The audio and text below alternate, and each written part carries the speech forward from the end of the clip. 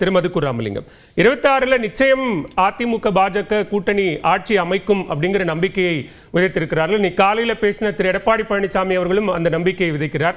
கூட்டணி பலப்படல அப்படின்னு திமுக உட்பட எல்லா கூட்டணி கட்சிகளும் சொல்ற நேரத்தில் பலம் வாய்ந்த 2 கூட்டணியில் இருக்கக்கூடிய கட்சிகளும் இன்றைக்கு ஒரு நம்பிக்கையை வெளிப்படுத்தி இருக்கிறார்கள். எப்படி பார்க்க? வணக்கம். இது அமித்ஷா அவர்கள், நம்முடைய ஒன்றிய உள்துறை அமைச்சர் மாண்புமிகு அமித்ஷா அவர்கள் தமிழ்நாட்டுக்கு வருவது ஒன்றும் முதன்முறை அல்ல. எதுதான் இப்பொழுதுதான் கொலம்பஸ் அமெரிக்காவை கண்டுபிடிச்ச மாதிரி தமிழ்நாட்டு அரசியலை கண்டுபிடித்து அமித்ஷா வந்திருக்கிறார் என்று சொல்ல முடியாது. ஒவ்வொரு நாடாளுமன்ற தேர்தலின் போதும் சட்டமன்ற தேர்தலின் பொழுதும் அமித்ஷா அவர்களும் நம்முடைய பிரதமர் மோடி அவர்களும் தமிழ்நாட்டுக்கு வரத்தான் செய்திருக்கிறார்கள். இதைவிட வேகமாகவெல்லாம் பேசி இருக்கிறார்கள். தமிழின் மீது அளப்பரிய காதலை அள்ளி வீசி இருக்கிறார்கள். நீங்க சரியா இடையீடு செஞ்சீங்க. இதே அவரால் சுட்டப்பட்ட அந்த பாண்டியன் என்கிற ஒரிசாவினுடைய நவீன் பட்நாயக் அவர்களுடைய தனிச் செயலாளராக இருந்து பிறகு அரசியலுக்கு வந்தவரை பார்த்துத்தான் ஒரு IAS அதிகாரி ஆட்சிக்கு வரலாமா என்று அவர் கேட்கவில்லை. இந்த ஒரிசாவை ஒரு தமிழ்நாட்டுக்காரர் ஆள வேண்டுமா என்றுதான் அங்கே அவர்கள் கேள்வி எழுப்பினார்கள். அந்த அவருடைய சொந்த ஊருக்கு பக்கத்தில் நின்று கொண்டுதான் 3000 வருடத்து பாரம்பரியமிக்க மதுரை என்று நம்முடைய அமித்ஷா இன்றைக்கு பேசி இருக்கிறார். இந்த 3000 வருஷத்து வரலாறு மதுரைக்கு இருக்கும்னா பக்கத்தில் இருக்கிற கீழடிக்கு என்ன வரலாறு? ஏன் அந்த கீழடியினுடைய அகழ்வாய்வு ஒன்றிய அகழ்வாய்வுத்துறை அமர்நாத் ராமகிருஷ்ணா எழுதிய அந்த வரலாற்றை திருத்தி எழுத வேண்டும் என்று ஏன் ஒன்றிய அரசு நிர்பந்திக்கிறது? அவர் முடியாது என்று சொன்ன பிறகும் நாங்கள் அந்த அறிக்கையை வெளியிட மறுப்பது ஏன்? அதே போல மதுரைக்கு வந்தாரு. எய்ம்ஸ் மருத்துவமனை இதனோடு அறிவிக்கப்பட்ட இமாச்சல எய்ம்ஸ் மருத்துவமனை துவக்கப்பட்டு நடைபெற்றுக் கொண்டிருக்கிறது. இதே அவர் இன்னைக்கு கூட்டம் நடத்திய ஒத்தக்கடைக்கு பக்கத்திலே தானே அரிட்டாப்பட்டி. அதை தூக்கி ஒரு பெரிய கார்பரேட் முதலாளிகளுக்கு இவர்கள் தூக்கிவிட முயற்சித்தது யார்? இதெல்லாம் தமிழ்நாட்டு மக்களுக்கு தெரியாதா? என்ன புதிதாக தமிழ்நாட்டுக்கு கொண்டு வந்திருக்கிறார்? நண்பர் கேட்கிறார். செங்கோல் வைத்தார்கள். ஒன்றிய ஆட்சி மொழியாக செந்தமிழை வைத்தீர்களா? இன்றைக்கு வரைக்கும் அரசியல் சட்டத்தினுடைய 8வது அட்டவணையில் இடம்பெற்றிருக்கிற தமிழ் உள்ளிட்ட மொழிகளை நாங்கள் ஒன்றிய அலுவல் மொழியாக ஆக்குவோம் என்று தமிழ்நாட்டிலே வந்து அறிவித்திருந்தால் தமிழ்நாடு உங்களை பாராட்டி இருக்கும். மாறாக இந்தி திணிப்பிலும் சமஸ்கிருத திணிப்பிலும் மிக தீவிரமாக காட்டுகிற இதே அமித்ஷா அவர்கள் தான் இங்கே ஒரு சர்ச்சை ஓடியது. சமஸ்கிருதம் என்கிற மொழியிலே இருந்துதான் தமிழ் உள்ளிட்ட அனைத்து மொழிகளும் வந்தன என்று பேசியவர் தான். அதற்கான எந்த மொழியியல் சான்றும் இல்லை. மதுரைக்கு என்ன புதிதாக கொண்டு வந்தீர்கள்? அமித்ஷா அவர்கள் அரசியல் மட்டும் பேசவில்லை. இந்த மாநாட்டில் என்ன பேசுகிறார்? எல்லோரும் முருகன் மாநாட்டுக்கு வந்து விடுங்கள். இதிலிருந்தே தெரிகிறது அல்லவா?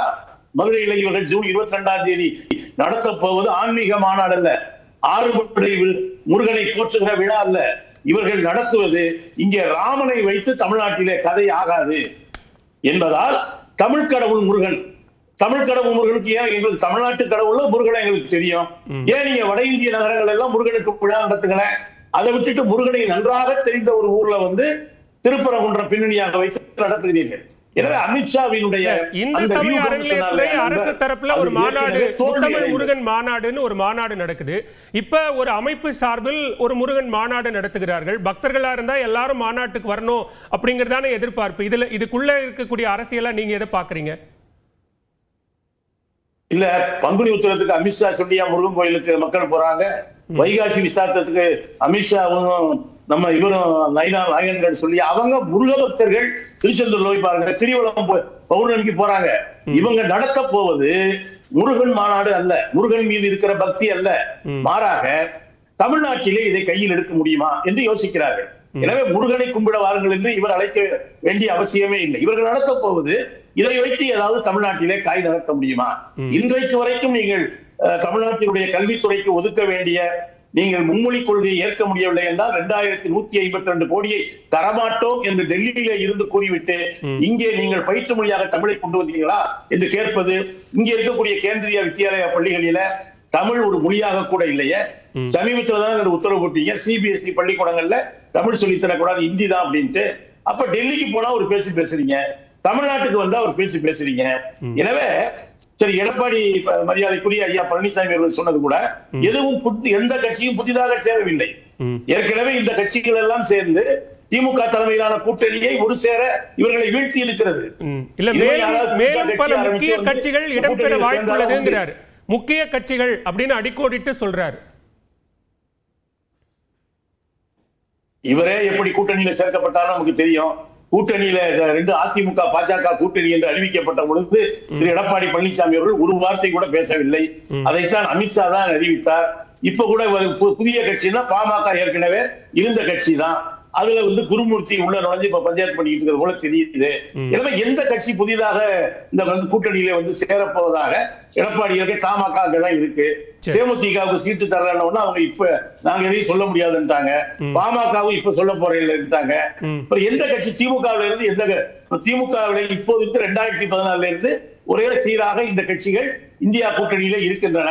பிறகு எந்த கட்சி வரப்போகுது, அப்படி என்ன புதியதாக இவர்களுக்கு பலம் வந்து விட்டது என்று தெரியவில்லை. சொல்ல போனா பாஜக காலம் முழுவதும் தமிழ்நாட்டு மக்களுக்கு துரோகம் தான் செய்திருக்கிறது. எனவே இவர்கள் எந்த கட்சியை சேர்த்துக் கொண்டு வந்தாலும் தமிழ்நாட்டு மக்கள் இவர்களை நம்ப மாட்டார்கள்.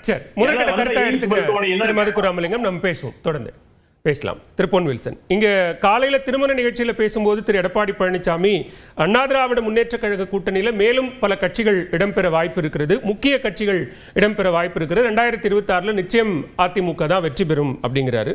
மாலை மதுரை பொதுக்கூட்டத்தில் பேசின திரு அமித்ஷா அவர்கள் நிச்சயம் அதிமுக பாஜக கூட்டணி ஆட்சி அமைக்கும் அப்படிங்கிறாரு. இது காலையில சொல்லும் போது கூட்டணி என்டிஏ தேசிய ஜனநாயக கூட்டணி ஆட்சியாகவோ அல்லது பாஜக கூட்டணி ஆட்சி அமைக்கும்னு சொல்லல, அதிமுக ஆட்சி அமைக்கும் தான் சொல்றாரு திரு இபிஎஸ். இன்னும் முழுசா மனதளவுல கூட்டணிக்குள்ள வரலையா? இல்ல, அது ஒரு பெரிய பிரச்சனையே கிடையாது.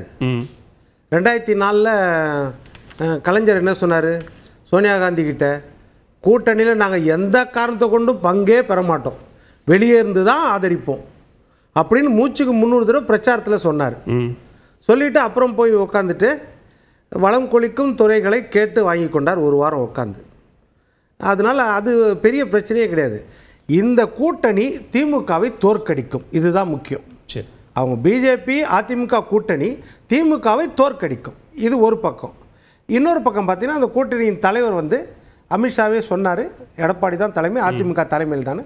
அந்த அதிமுக சொன்னது என்னன்னா, நாங்கள் தான் ஆட்சி அமைப்போம், எங்கள் கூட்டணி ஆட்சி அமைக்கும் அப்படின்னு.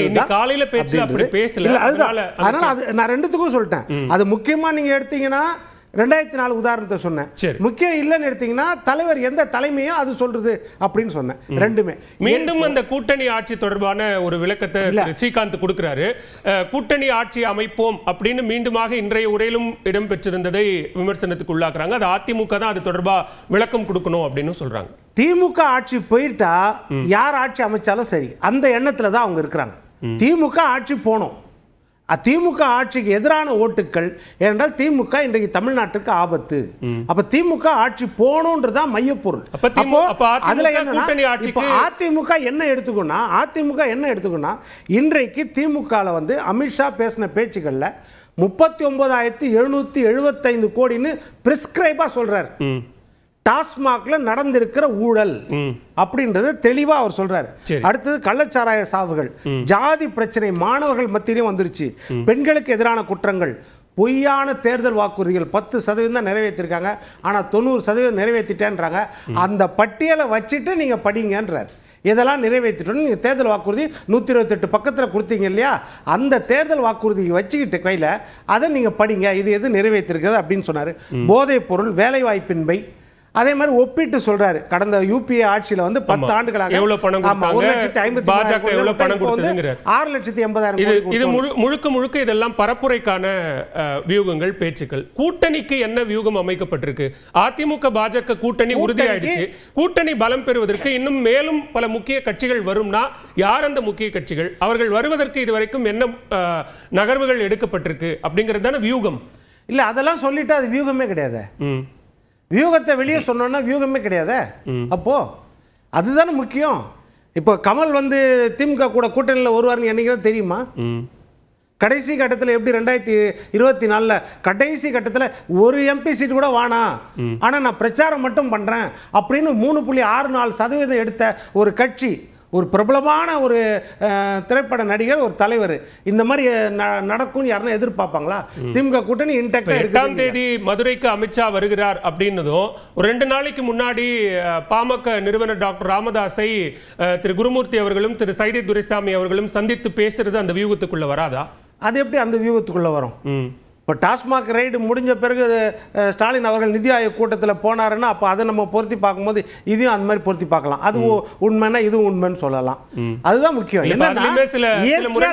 என்ன 1000 கோடியில் ஆரம்பிச்சு இப்போ 39,000 கோடிக்கு போயிருக்கு. அது எது உண்மை அப்படிங்கிறது வேற. போன தடவையே சொன்னார் 39,000 கோடின்னு. போன முறை வந்திருக்கும் போதும் ஏப்ரல் 10ஆம் தேதி அவர் வந்திருக்கும் போதும் சொன்னார். இதே 39,000 கோடி தான் சொன்னார்.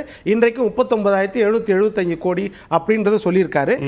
இன்னொரு பக்கம் பார்த்தீங்கன்னா இப்போ நீங்கள் பாண்டியன் சொன்னீங்க, பீகாரில் பாண்டியனை பற்றி பேசும்போது அது தனிப்பட்ட முறையில் இப்போ நம்ம ஸ்ரீகாந்த் சொன்னார் ஒரிசால. இப்போ நான் என்ன சொல்கிறேன், தமிழ்நாட்டில் நம்ம என்ன சொன்னோம், பீகாரி பிரசாந்த் கிஷோர் தான் திமுக வெற்றி பெறுவதற்கு உதவினார் அப்படின்னு சொன்னோம். அப்போ வந்து பீகாரியை நம்ம வெறுக்கிற மாதிரி ஆயிடுமா? நம்ம பிரசாந்த் கிஷோர்ல குறிப்பிட்டு சொல்றோம். பீகாரி ஒரு பீகாரி தான் உங்களுக்கு வெற்றிக்கு வியூகம் வகுத்து கொடுக்கணுமா? தமிழ்நாட்டில் உங்களுக்கு அறிவு சார்ந்தவர்கள் இல்லையா அப்படின்னு நம்ம கேள்வி கேட்டபோது அது பீகாரியை குறிக்காது, பிரசாந்த் கிஷோர் தான் குறிக்கும். அந்த மாதிரி தான் அதை நான் எடுத்துக்கிறதா யோசிக்கிறேன். அடுத்தது அலுவல் மொழியை பற்றி ரொம்ப கருத்தோடு சொன்னார் நம்ம கம்யூனிஸ்ட் தோழர்.